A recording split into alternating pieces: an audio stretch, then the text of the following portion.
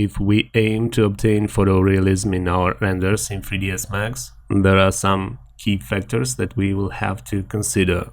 In the next lessons, I will talk a bit about them. Shortly, I would like to point them out for now as a general plan.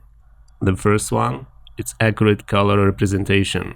Color, it's a crucial part and aspect of interior design and can greatly impact the mood and the ambience of a space. We will talk more on color in the next lessons. For now, I would say that we have to ensure that the colors and materials and our textures closely match the real-world counterparts. If our materials from 3ds Max and color palettes that we use in our interior design match and simulate the same materials and colors from reality, we will obtain in the renders the same feeling of reality.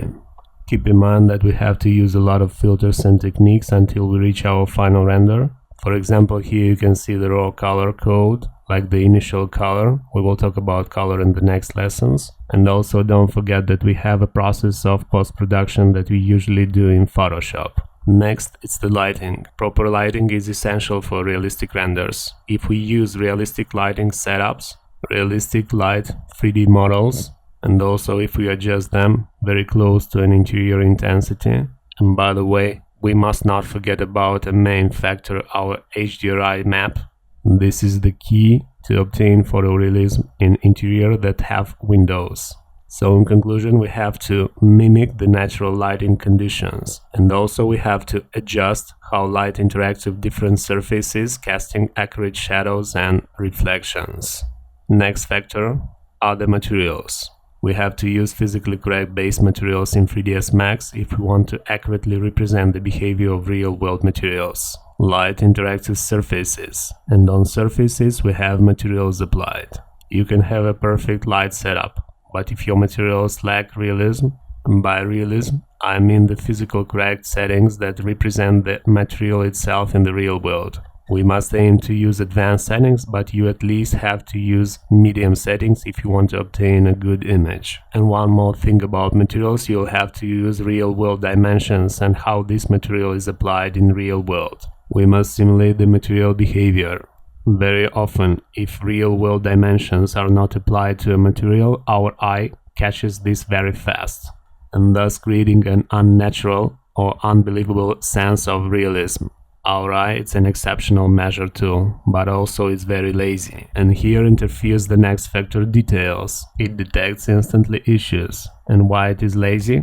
Very often the eye detects the issues before we can realize even what is wrong, but very quickly passes it to our brain, so we have to make an effort to understand what is wrong.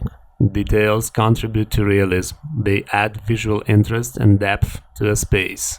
Details in interior design are crucial for creating a visually pleasing, functional and meaningful place. They enhance the overall design, and they also reflect the personality and the preferences of the occupants.